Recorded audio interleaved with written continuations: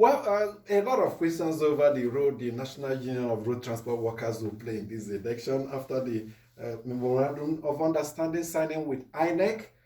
We know that some of their leaders have openly pitched tent with political parties. So what if they show party loyalty that day? There's what you call voter suppression. It's part of a manipulation of the election.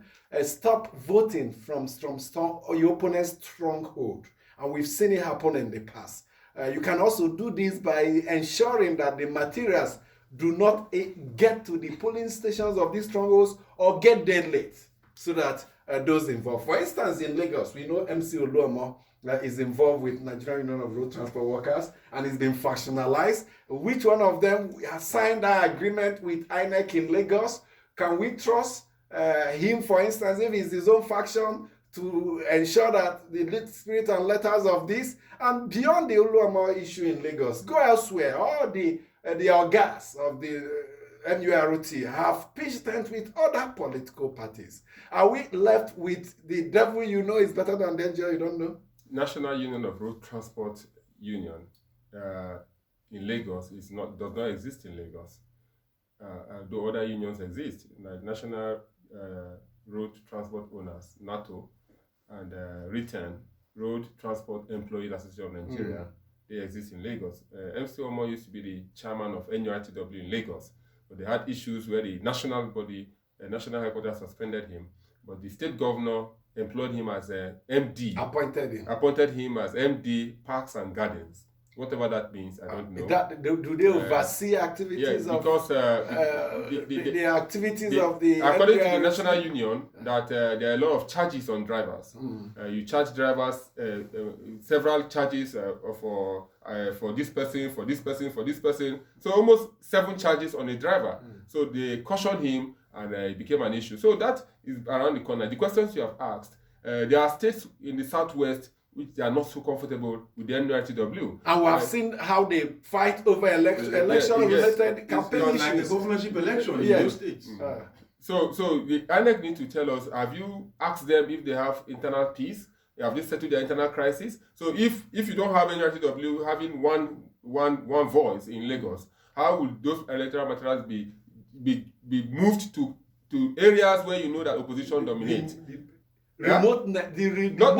So you will most likely have the issue of delayed delivery of electoral materials in some areas where it's perceived to be the stronghold of the opposition political parties. Okay, David. You see, I don't know. INEC over time, there's so much more that it needs to do. There's so much more that we need to see that commission do. And they need to think out of the box. Really, they need to think out of the box. I can tell you that some of even the INEC offices in the local governments possibly don't have there are no official vehicles attached to those each of the local government offices. As it were, for even simple, routine transportation or movement and all of that. So that is one area. Maybe they can have a plan, a long-term plan, over time, of what they think should be done or what can be done. But already they've taken a decision on 2023, so we'll just live with the consequences. Prepare. One thing they need to prepare for the worst. So that when it happens, they are not caught unawares that look, we're not prepared for this, they disappointed us and all of that. But just prepare that they will disappoint you. So what is the plan B? What is the plan C? As you are saying, you need to think out of the box. I mentioned before now, you have several trucks at JAM headquarters, which they use to distribute papers. But today, you don't even have one of those trucks. What do they use? It's a CBT, computer-based test. So one day we may not have need for the movement of these 100,000 vehicles for what? Ballot papers. When we go digital and use electronic voting, so how old we may not need to rely on this person. People will still need to go to polling stations. Yes, you can pre-set up the machine, the computer gadgets there. You can imagine if we invest the money we are going to pay in getting the services of 100,000 vehicles and over 4,000 votes. If we invested in an e-voting system, How far are we going to go? The Speaker of the House of Representatives, Femi Gbajabiamila, met with the President yesterday at the State House Abuja. One of the issues he raised with them was the issue of cash limits withdrawal imposed by CBN. It appears a lot of persons are uncomfortable with it. Pressures everywhere, even they are targeting the President, putting him under pressure. I was on the social media last night, and one commentator was saying the President looked the other day when bullion vans were deployed on election day in 2019 when he was involved. Now he's not running it. He doesn't want even Ghana must go back to the scene. Well, whatever it is, who are those insistent that the cash withdrawal limit be reviewed?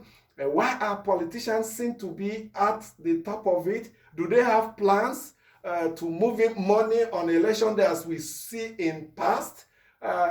Shouldn't they support CBN, or is the CBN being overtly too strict in this approach? These are big questions. The truth is, I'm not sure the CBN has spoken to Nigerians the way it should. And the CBN governor has a day with the House of Reps tomorrow. If he's in town, I will encourage him to go there, face the questions, and tell Nigerians what this policy is all about. I'm sure it will answer a lot of questions and clear a lot of doubts. I think the CBN has told us what the policy is all about. They just need to buttress on the reasons why this policy must stand.